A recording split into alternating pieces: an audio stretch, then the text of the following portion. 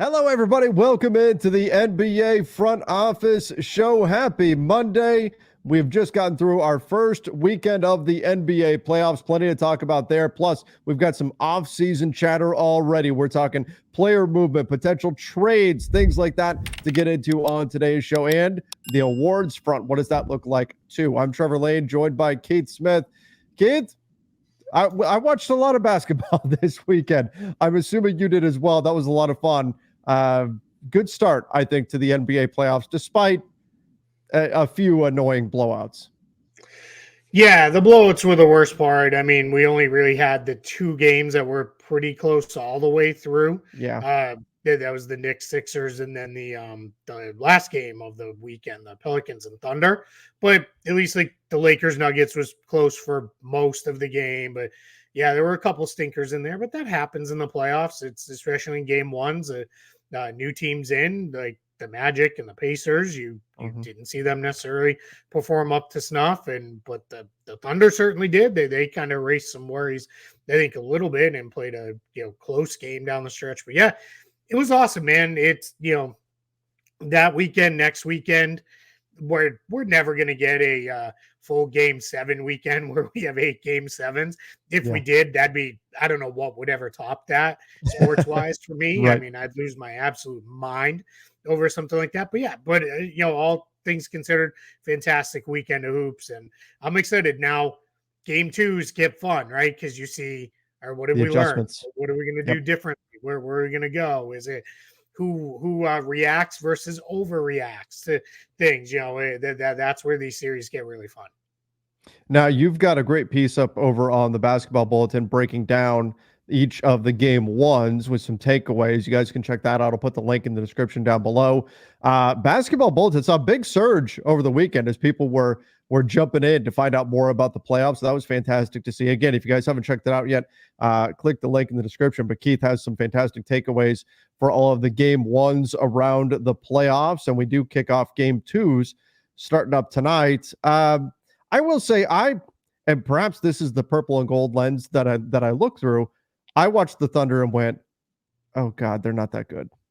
When I was watching that game, I'll admit I was a little bit jealous, going, "They could have been playing this team. The Lakers could have been playing this team." Like, my goodness, and that's, I think the Thunder are better than what they showed in game 1 against the Pelicans. I thought both teams kind of shot poorly, and maybe there were some matchup issues where the Thunder, I thought it really stood out that the Thunder needed to pick up another big at the trade deadline. They weren't able to accomplish that. And then Jonas Valanciunas just went nuts. I think he had 20 rebounds in the game.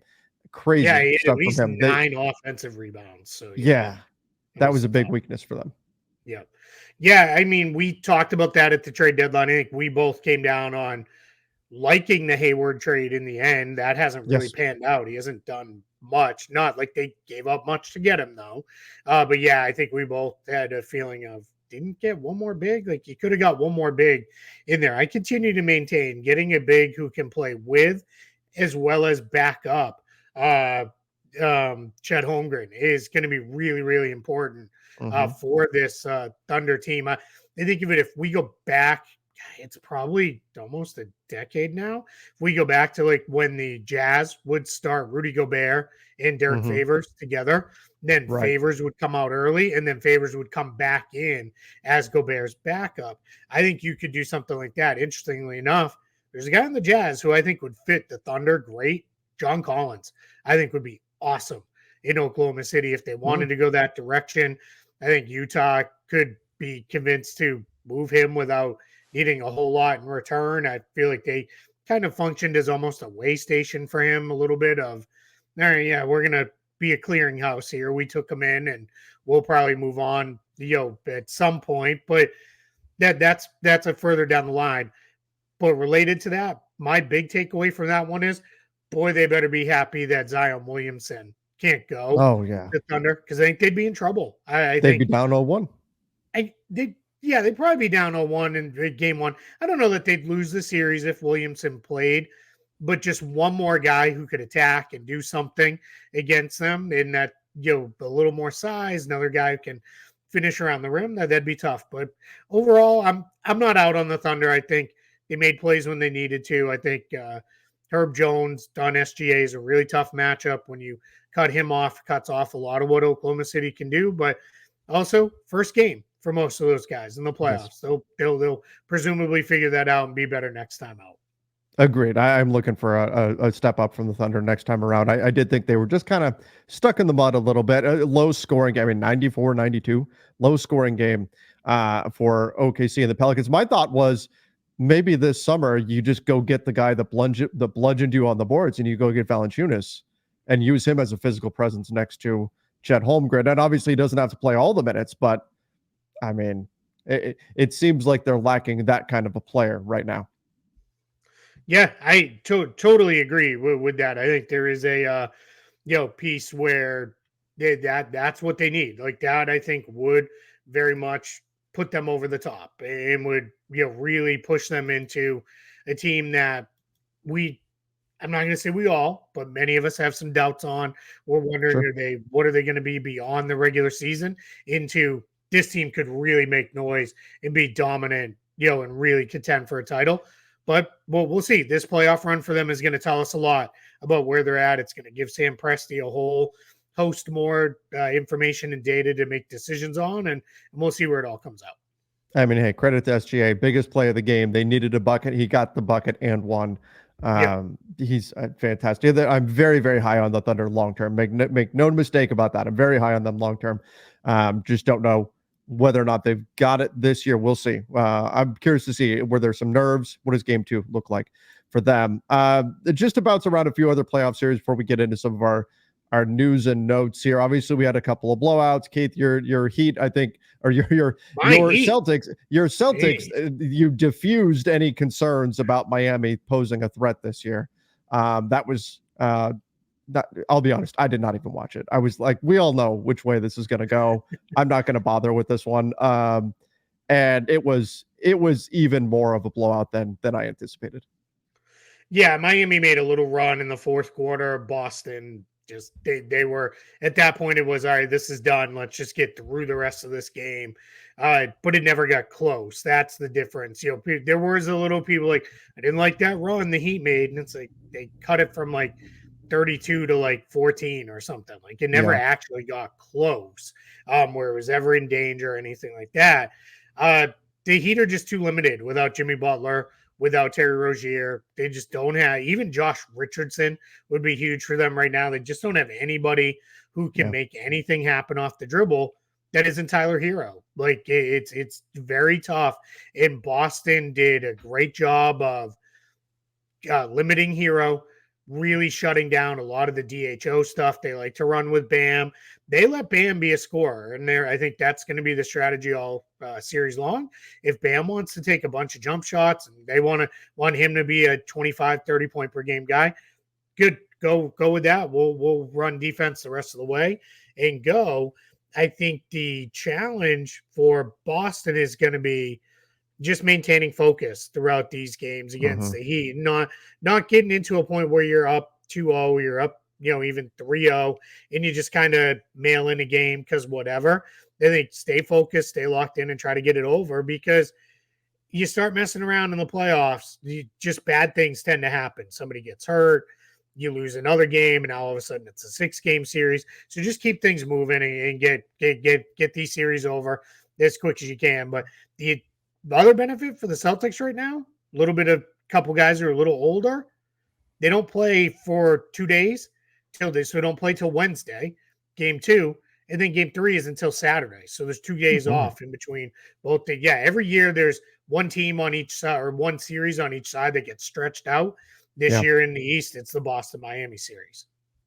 Yeah, that's certainly going to be beneficial. I'm jealous of that schedule right now. I'm jealous of a lot of schedules over the course of the regular season, but that is I think a big benefit as well. Although I know he's a couple weeks out. If there was some way Jimmy Butler could get back in, that could be a negative then, but I just don't see it. With 2 weeks it sounded like 2 weeks was the reevaluation date, and that was a few days ago. I don't think he's going to appear in this series. Yeah, and it's that in itself seemed very kind of tenuous on where would it go. So I tend to think the same thing, and that's even more motivation for Boston get this thing closed out before you have to deal with him coming back. Because you let the Heat win one, then they won another one, and now maybe Jimmy Butler's coming back, and now all of a sudden they're playing free and loose. In Miami, to some extent, right now, they know they're playing with house money a little bit. Nobody expects them to win this series, so just go out there, play free and loose. But I think the difference is the talent the talent gap is so wide between these two teams right now that it's really hard for Miami to make it up. And if Boston shoots the way they did in game one, that's going to be a killer too, because we've talked about those 3-point variance games where one team makes 15 to 23s and the other team makes 8 to 10 threes. You just can't make up that difference. It's not going to happen. Yeah, I mean, the NBA today, it is ruled by the 3-point shot for better or worse. It is the great equalizer, and you see if one team shoots well from three and the other team doesn't, that's how you wind up getting blowouts. I mean, that's what happening I don't want to get into this series yet, but Clippers Mavs, that's exactly what happened. The Clippers shot 50% from three, which you won't expect them to do most nights. The Mavs shot 30%.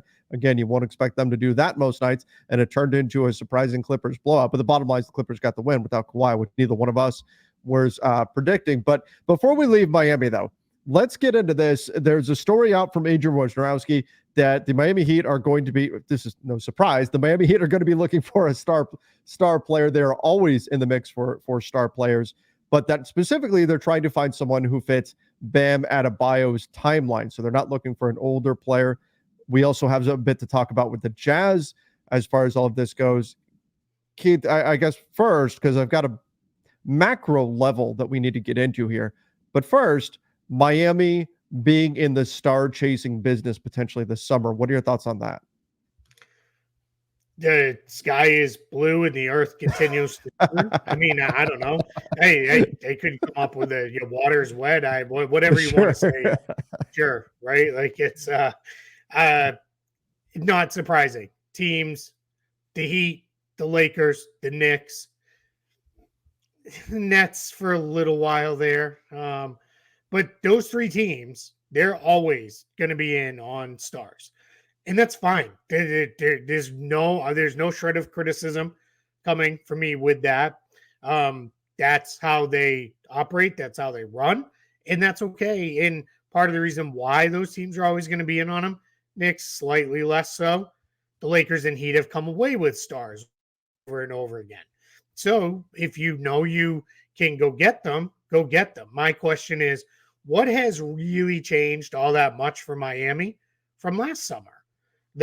You're still talking about a lot of the same trade pieces that you would have to offer, which I would argue maybe have less value than they had a year ago. Tyler Herro is coming off another injury-filled season, another year where Tyler Herro is a good player. We said it throughout the Damian Lillard saga. Tyler Herro is good.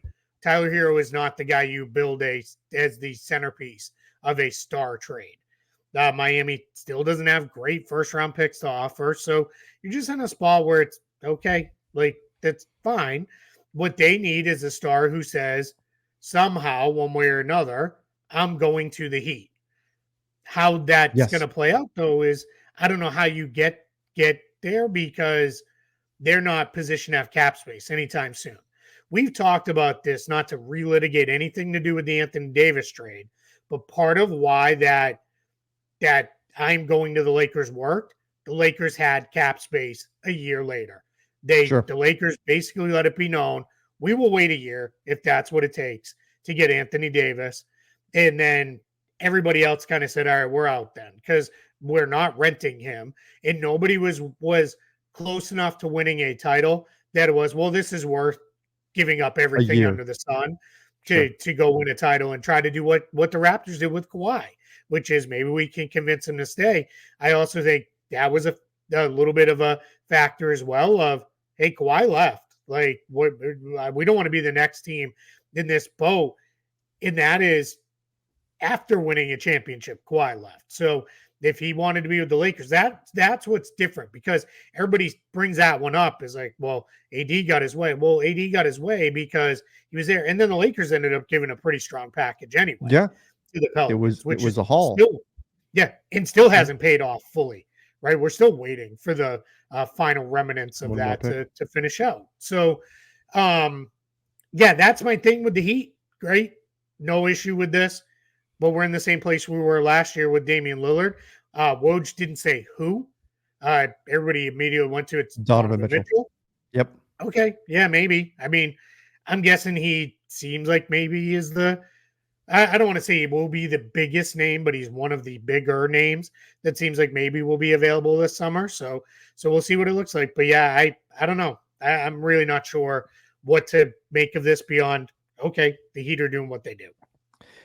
Do you remember on The Office when Michael Scott was waiting for Holly to come back from her days off for Christmas, waiting to see whether or not she was wearing an engagement ring?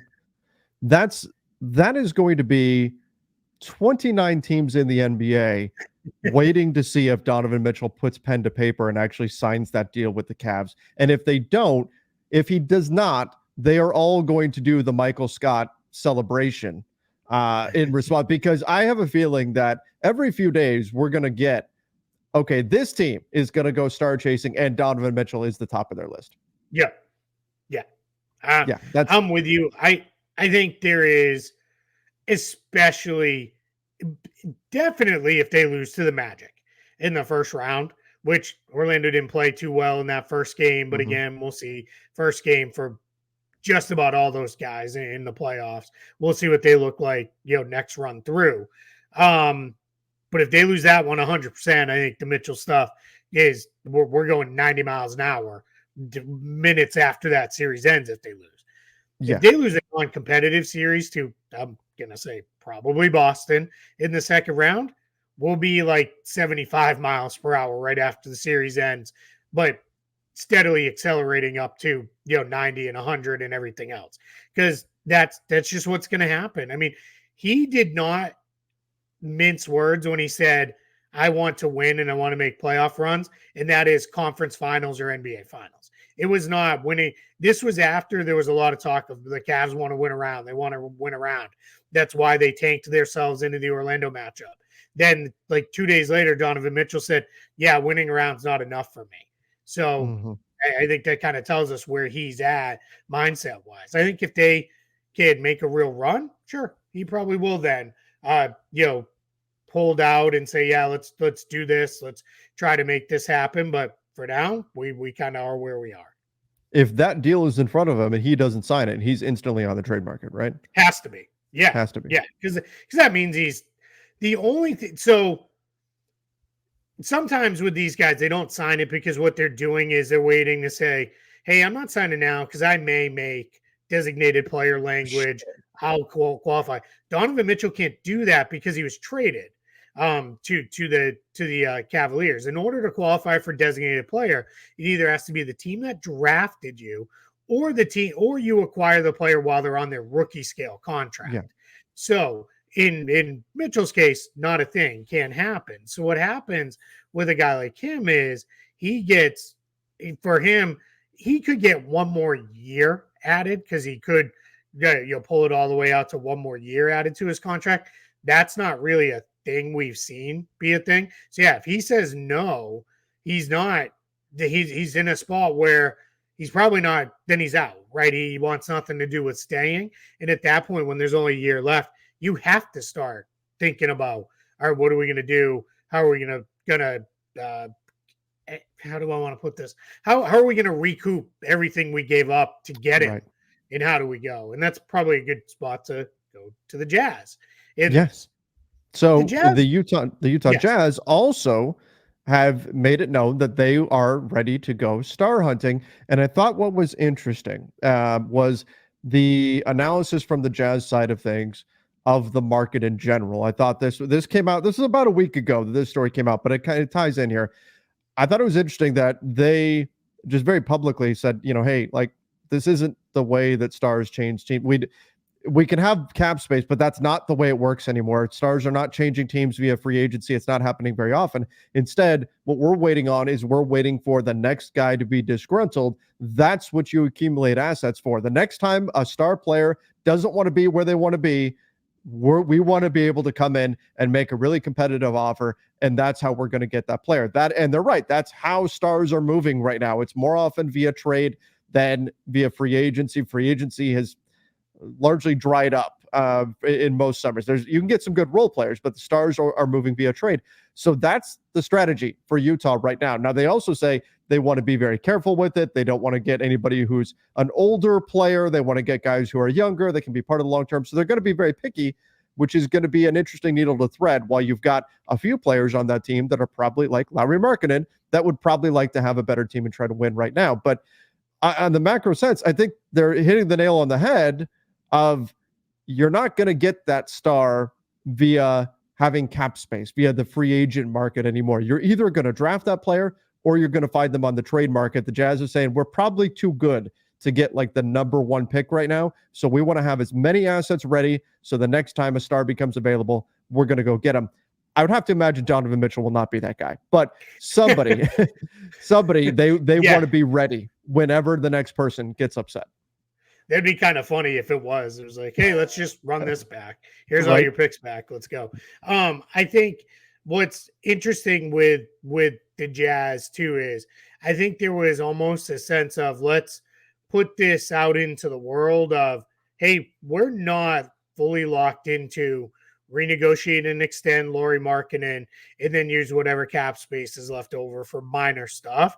They are very much sending, hey, we'll use 30, 40 million of cap space this summer to go get the guy and believe that'll be enough for Markkanen to just resign here as a free agent in the summer of 2025. And that's not a bad way to approach it, because you renegotiate and extend him. You could still have some cap space in the summer of 2025 pending other moves. What's interesting though is now you're sitting on, you got a whole bunch of rookie deals. We got a couple other contracts. You got Collins, you got Clarkson, and then we got Markkanen at probably a near max number. It's not going to be the cap space you could potentially have this summer. So that's kind of going to be something we'll have to keep an eye on with that. So I think it's just Utah saying, hey, don't close us off. We're open for business here. We want to talk to players, to agents, to teams. There's a lot of stuff. And we know Danny Ainge will be aggressive if he can be. He'll go after guys if he finds the right guy. And I think they're a place where everybody's kind of drawn the line if Paul George leaves the Clippers to the 76ers, because the Sixers are sitting there with Embiid, Maxey, and a bundle of cap space. Maybe that is the way it'll go. But I got to believe Ainge would say, hey, why don't you stay here on the West Coast? Not that long of a trip, really, from LA to Salt Lake City. Mm-hmm. Why don't you stay semi-close to home instead of being all the way across the country? And you could come in and lift a bunch of young guys, and we could be pretty good in the next couple of years. So we'll see. The other interesting note with the Jazz, did you see that they plan to have Walker Kessler play Summer League this year? No. Yeah. You're kidding. They said they want him to play Summer League. Now, this may be the cameo appearance, plays in a game or two and dominates, and everybody's like, all right, he didn't really need to be here. But they said after he didn't play as much, he had an uncertain role, they wanted him to get Summer League reps. That's weird to me.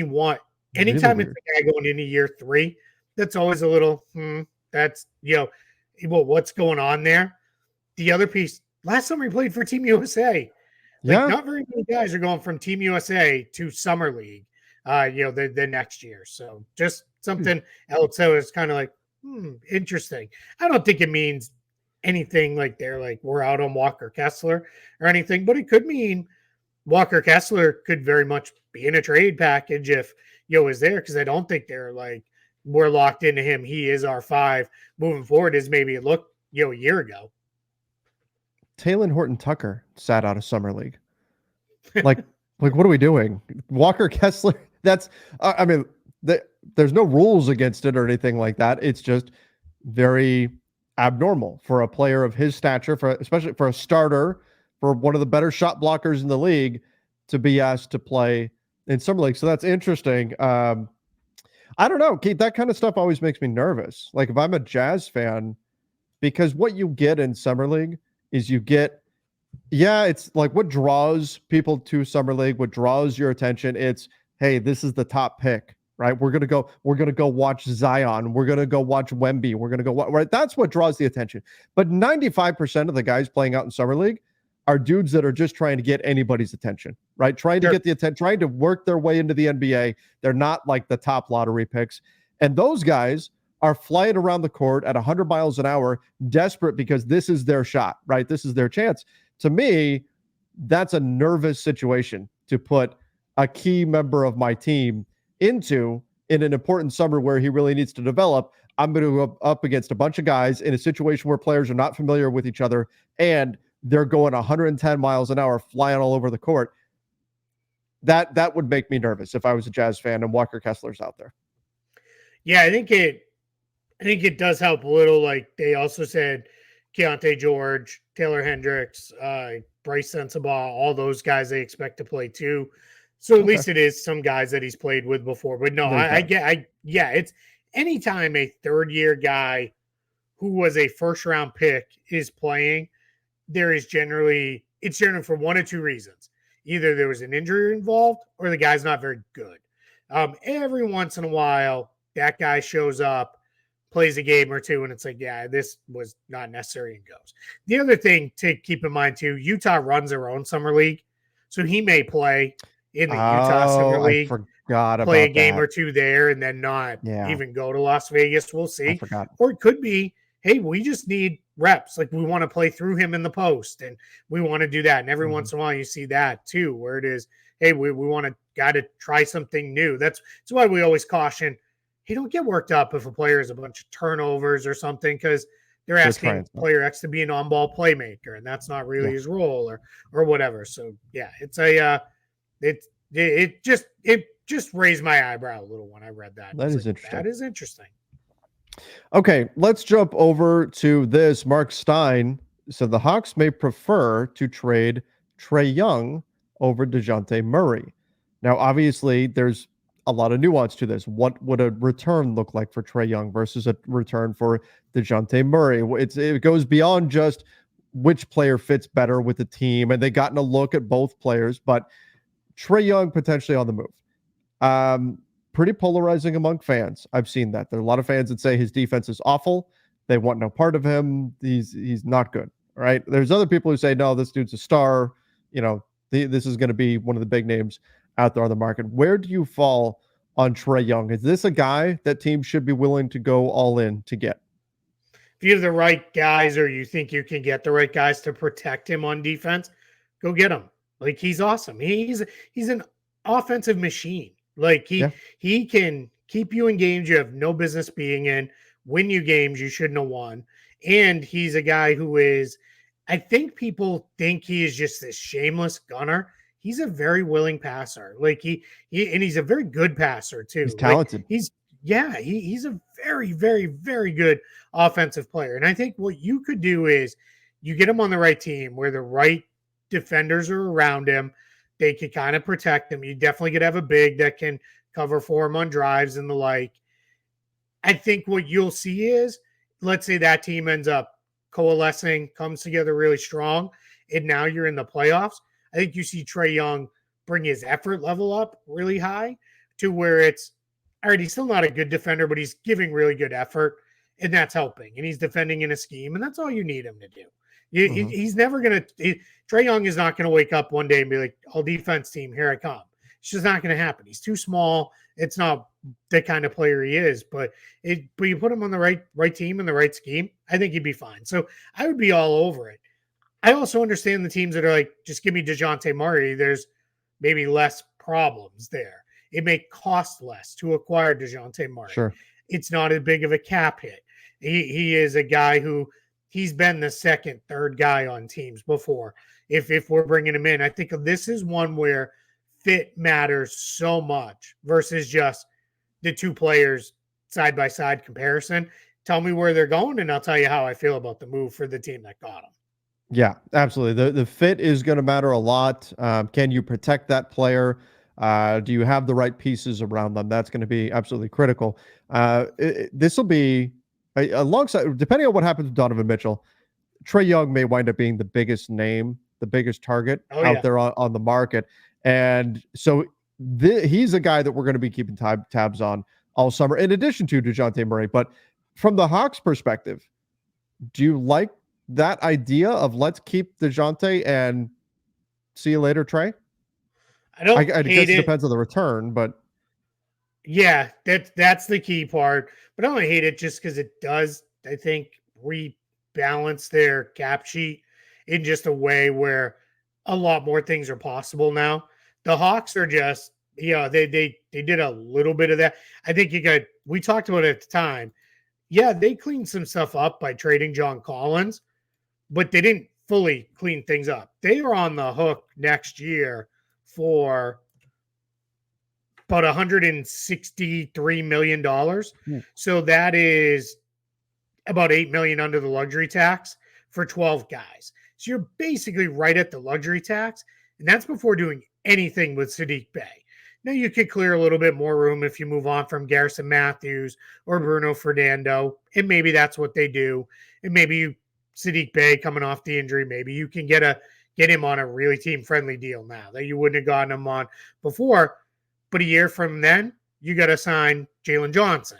So now you're just in a spot where, yeah, we're sitting here on an awful lot of money. Now, when that comes up, Clint Capella will be off the books, but you're just kind of kicking the can down the road a little bit here. And that becomes the challenging thing, I think, for the Hawks is at some point, something has to give to get off some of the long-term money so you can really reset your cap sheet, because you can't continue to dance around the luxury tax line and be a 500 team in the play-in tournament. It's just not good enough. And the ownership group's not going to accept it, and eventually people will start losing jobs over it. So you do need to figure out a way to kind of reset. And the Trae Young trade could be a way to bring in young talent, draft assets, and clear salary off your books. That could be kind of that like is, hey, we did a 3-for-1 in terms of goals accomplished in one trade, where DeJounte Murray could do a similar-ish thing, just not at the same level it would happen with Trae Young. if they do that, I think we're far enough removed from the Trey Luka trade where the optics aren't quite as bad as they may have Sure. been if they'd done this a couple seasons ago, like admitting that you Yep. messed up. But essentially, I mean, and I guess you could look at the assets you would get from Trey and you would say, okay, that's a continuation of that. But at this point, what'd you get? You got, it was Cam Reddish and Trey Young is what you got in exchange for Luka in that trade. For neither one of those players to be on the Hawks anymore, that would have to sting a little bit. But of course, it's sunk cost. It's already happened. It's done, and you just got to move on and make the best move from here forward and look ahead for your franchise. And obviously, you can recoup some assets with Trey. So it wouldn't shock me if they do decide to go ahead and move on from him. But he's like, those two are always going to be connected. You go back to that draft night trade, and obviously doesn't look great now for Atlanta at this point. Yeah, you've also got the Kings are continuing to catch flack for not drafting Luka. Sure. 100%. People have still said the Suns blew it by not drafting him when the Suns had his Slovenian national team coach already in the fold. Like there's times where like that one's going to be. It happens. Yeah, and I'm not gonna. I don't want to say Luka. I'm not saying this because Luka's going to be MJ, because I mean we're still trying to find out is LeBron MJ, and I think those two have separated themselves by a pretty wide margin in the all-time greatest player debate. But that's the kind of thing where it is, well, we need a big, well, we need this. That's where teams go wrong in the draft. If you start drafting that kind of stuff and you pass up on guys, it gets super messy, and that's where it'll be there. But you're absolutely right. Like it'll be tied together. But I think if you're the Hawks, if that factors into, well, we can't trade Trae Young because 6 years ago we didn't draft Luka Doncic. That's then fire everybody and just start over all together, because that's not like that's crying over spilled milk that's long since evaporated. You just got to move on at this point and make your best moves for the franchise moving forward. You're compounding your mistake at that point. Yeah. Yep. Yeah, exactly. That draft just real quick, just because I just pulled it up, just some weird stuff from that draft. No, it was 6 years ago. DeAndre Ayton, all right, he's been okay, right? He hasn't been bad. Marvin Bagley at 2, all right. Luka Doncic, but traded. Jaren Jackson Jr., pretty good pick at 4. Trae Young, all right, we just ran through that. Mo Bamba was 6th to the Magic. Then Wendell Carter, then Colin Sexton, Kevin Knox, Mikal Bridges, Shai Gilgeous-Alexander, Miles Bridges. Let's see. If I have this right, Doncic, Jackson, Young, because I'm going to take the draft night trade out of it. Of the top 12 guys, only Doncic, Jaren Jackson Jr., Trae Young, and Miles Bridges are still with the franchise they started their careers with, of the top 12. And Bridges and Young could both be on the move this summer. Yep, we'll definitely see. Could be. Yeah. Wow, crazy, just crazy. 6 years too. I mean, we're not 10 years into the life of that draft class either. What could have been the Sixers? They draft Mikal Bridges. His mom works for the team, and then they trade him for Zaire Smith. Yeah. Oh man. Yeah. Okay. Yeah. Other guy who's still with his team from that draft class, Michael Porter Jr., 14th. Remember that? Yeah. That was how far he slipped because the injury, that draft, the back issues.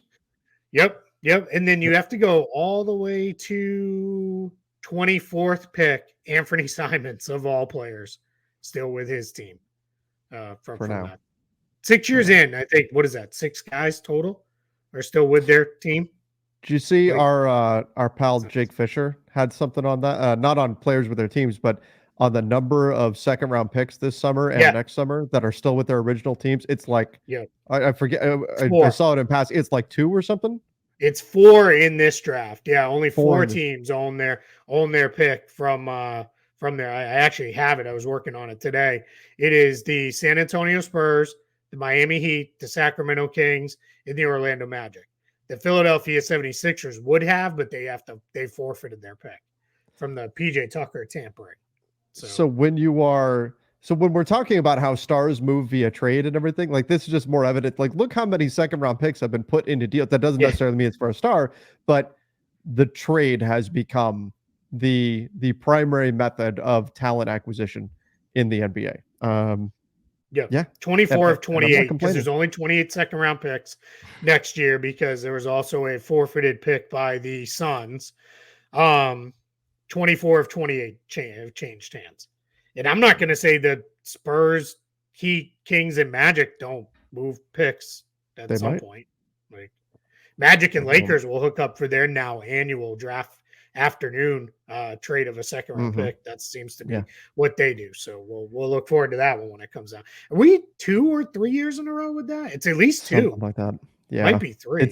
I mean, there was the Mo Bamba trade. They've had a bunch of trades. I mean, you go way back. There was a. Well, I'm just going back to the actual draft day, and it's at noontime on draft day. It's the Magic have traded their second round pick to the Lakers for a future. It's just the Magic are all right, we're gonna kick the can down the road on this, and Lakers are gonna get somebody that Rob Pelinka will only sign to a 2-year contract.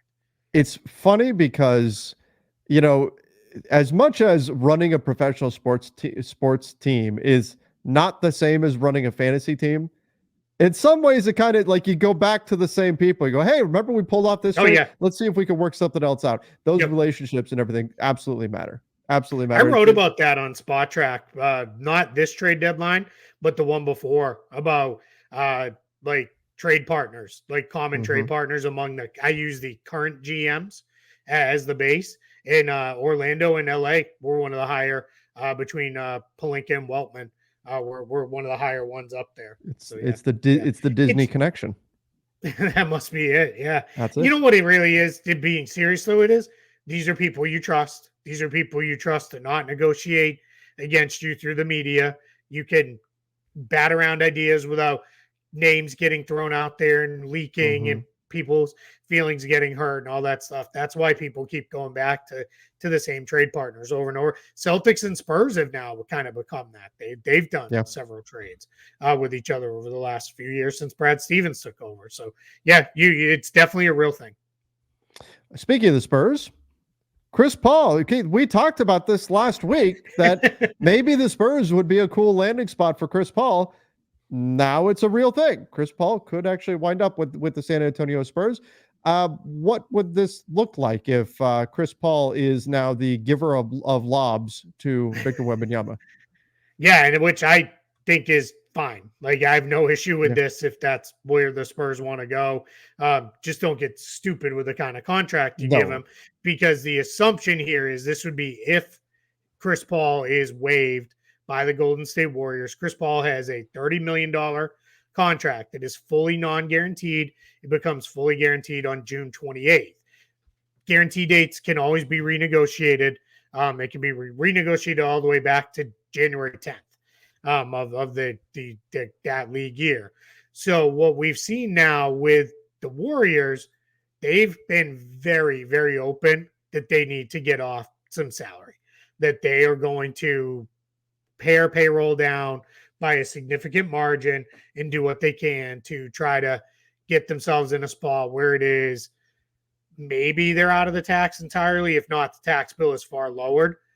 So that if they follow that through, that will take the idea of using Chris Paul's $30 million contract as a trade chip to bring in a similar salary slot. I think they're going to just waive him and get off the money. And then that makes him a free agent. And yeah, you could see the Spurs say, hey, you want to come in here and play with Wemby for the next 2 years? And they're probably going to draft a young point guard. You can mentor that guy and help him learn and go. And maybe that is how it plays out. So it's just kind of fun to think about, and, definitely something I think we could see. Yeah, I agree. I think it's very possible. They're going to get somebody. They're going to get a point guard this summer. It was painfully obvious watching this team that they need somebody who can actually kind of run an offense. I think they will get somebody. Maybe it'll be Chris Paul, and that'll be an interesting fit for them, and somebody that can get Wemby some opportunities there. Keith, Chicago, they keep Chicagoing. DeMar DeRozan, maybe a 2-year deal. So behind the curtain, you were telling me about this before we came on here. You said a 2-year starting at $40 million? 2-year up to $40 million per year. Not $40 million total, $40 million per year. Yeah. Per year? Yeah. What? Yeah. Why? Why is this happening?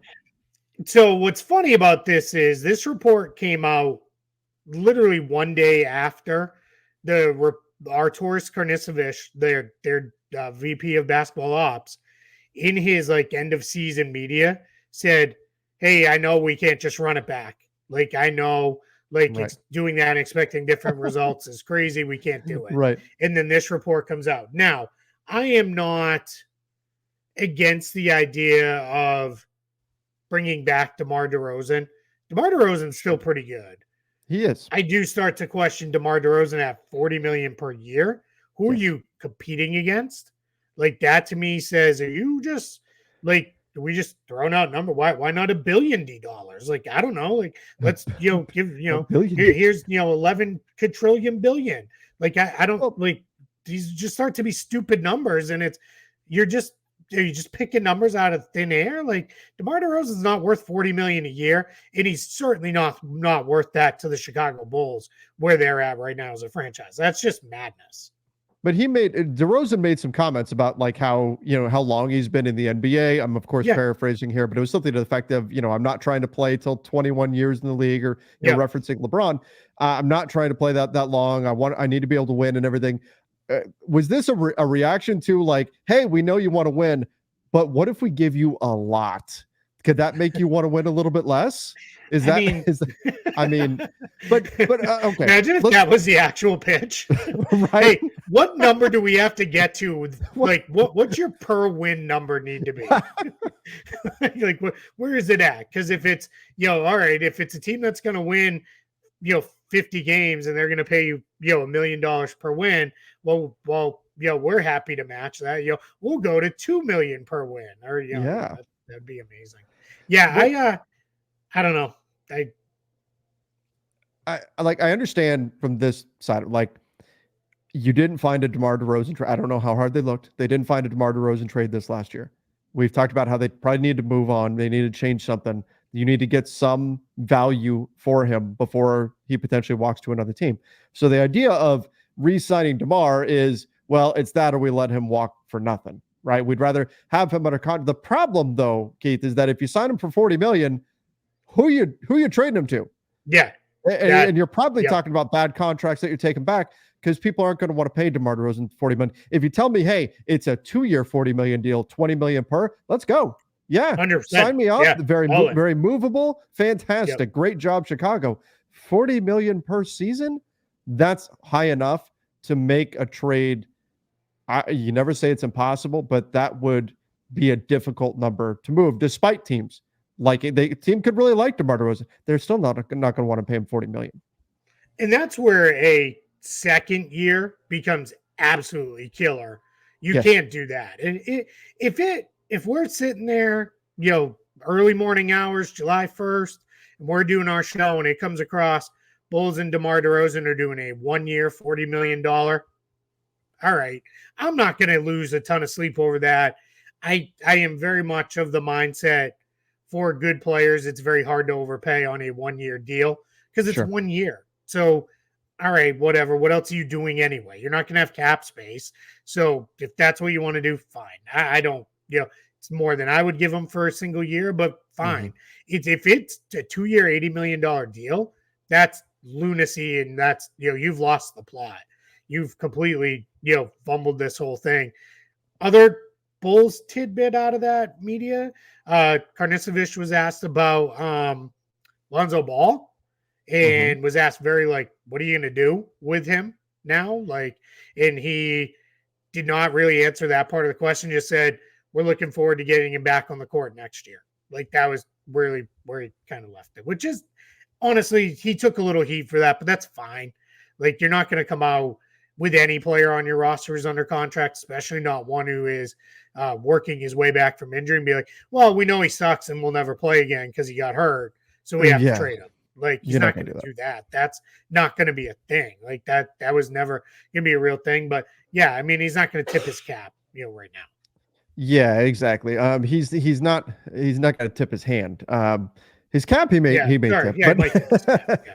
Sorry, I use that phrase a lot. Tip your cap, so that's why that was stuck in my head. I think cap is probably the word that you use most in an everyday in your everyday setting in your life, and despite the fact that I would wager that you have never said no cap. Yeah, I was just thinking about saying it now in the young kid jargon. Yeah, I was just thinking about saying that's no cap. But, okay. Yeah, no, I'm not that cool. I can't. I'll stick to tip your cap phrases from the 1840s or whatever. Every once in a while, Keith, I'll say something when I'm doing a show with Sean, and he's like, "What? What is? I can't think of a phrase that I used where we did it, but there have been a few times where that's happened. And it's gone the other way too, where he says something and he's like, "No, you didn't understand what I meant by that." I'm like, "Yeah, we're speaking two different languages right now." I mean, to be fair, you are old enough to be his dad, so which says far more about how young he is than anything about you, because I'm also old enough to be his dad. That's fair. That's fair.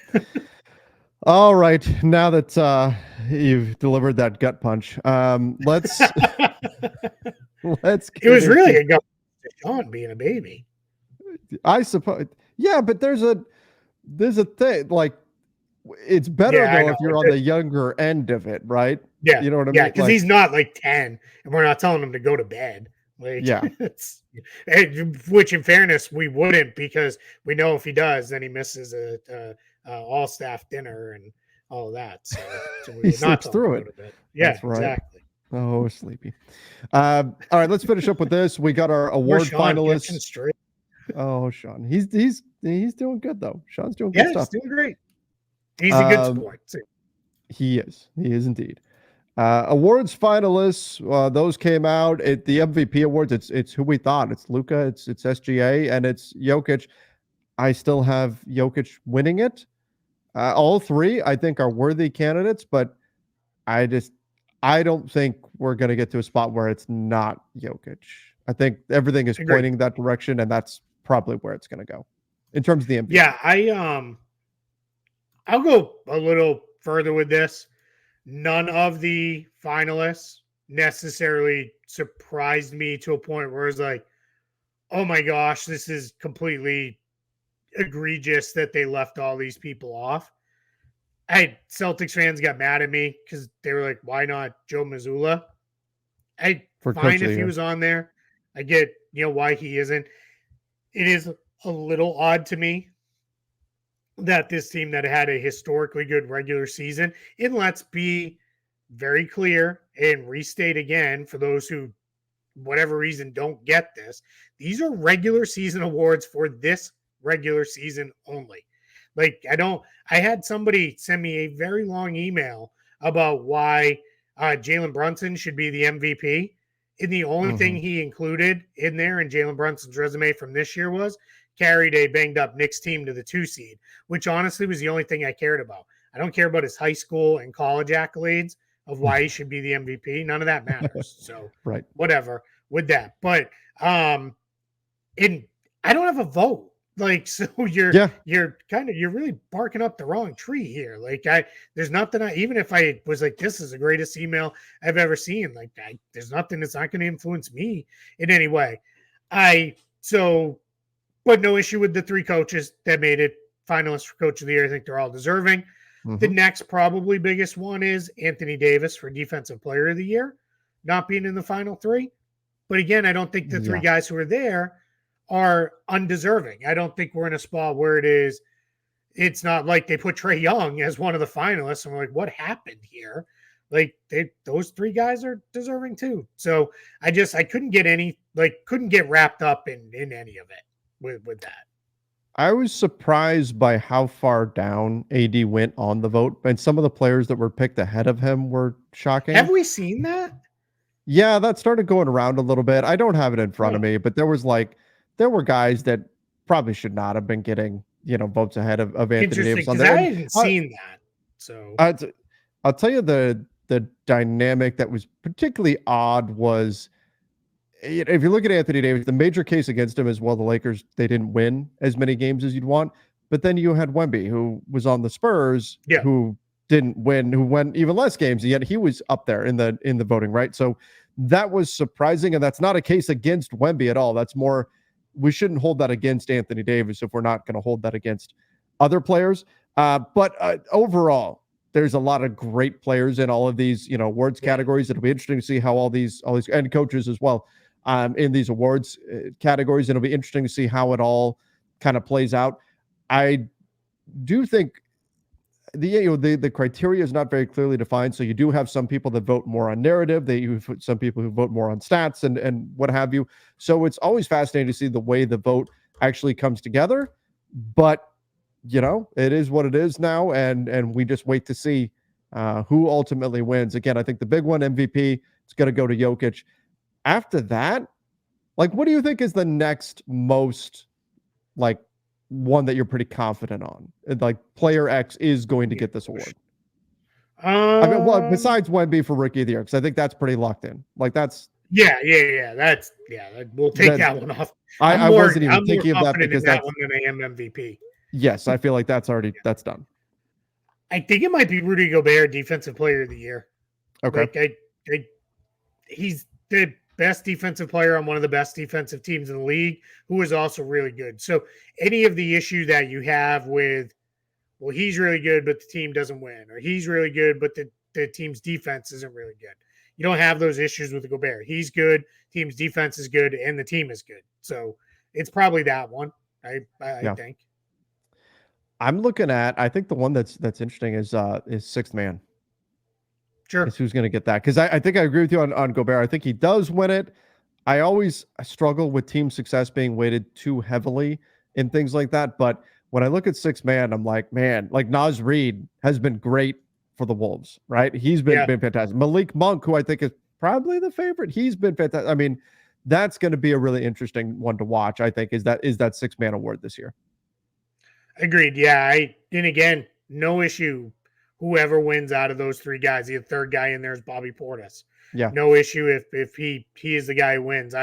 They're all fine picks. I kind of thought Bogdanovich probably should have been maybe a little more. I don't know if people were like, because he was very close in the end to not meeting the criteria because he started a lot for the Hawks. This year was various guys were out of the lineup. So maybe that tipped people like, I don't know. But we also saw people voting for Emmanuel Quickley last year when it was like Emmanuel Quickley was way better as a starter, and they're using those stats to justify his six-man stats. And it all gets very weird with that stuff. But these three guys, Portis until now with Giannis out and Reed until Towns went down, these were three true bench players. Like they spent the vast majority of the year coming off the bench. I want to say Portis and Monk might have had something like maybe 4 or 5 starts between them all season long. I don't think it was very many. So I don't know. I'm kind of leaning Malik Monk. Would probably be my pick. He was my pick preseason. He was both our picks preseason. Actually, I went back and looked, and so yeah, I have no issue if it's him. All right. Well, we've got a bunch of game twos tonight to look forward to. We'll have a lot to break down, obviously, tomorrow. But Keith, we made our way through a ton of topics today, even more than we had on our show sheet here. So thank you, everybody, for joining us. Hopefully you enjoyed our meandering discussion through the world of basketball. But make sure you do subscribe to the YouTube channel. Go check out the Basketball Bulletin over on Substack. And, of course, we'll be back tomorrow with more from the NBA front office show. Oh, check out the podcast feed, of course, too, over on Apple Podcasts, Spotify, wherever you listen to podcasts. Also a good way to, take us with you, all that. All right, everybody. Thank you so much for joining us. Till next time, stay safe and see ya.